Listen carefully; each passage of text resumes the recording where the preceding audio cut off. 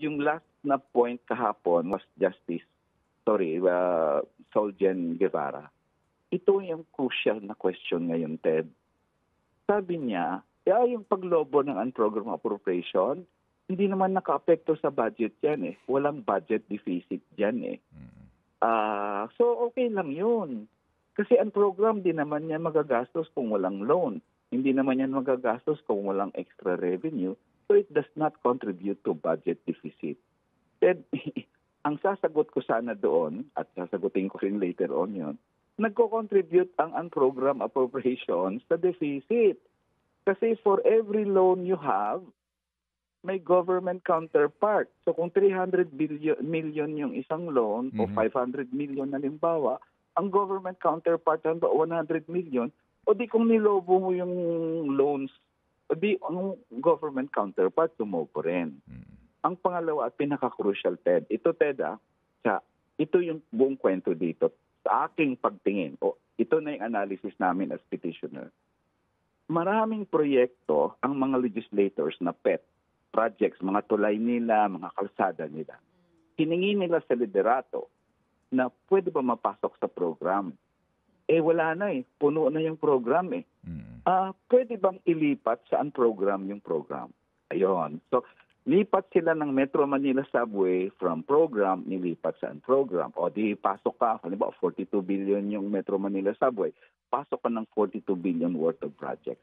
O ilipat yung North-South Railway sa program. O pag 12 billion yun, pasok ka ng 12 billion na pet project mo na tulay o kalsada o whatever. In the end, Ted, sa sobrang lipat nila ng lipat, hindi nila napansin na 431 billion na ang nalipat sa program to accommodate fiscal space ang tawag ng DBM dyan. To accommodate the 431 billion din na pet projects ng mga legislators. Problema nila ngayon, lumobo si program fund.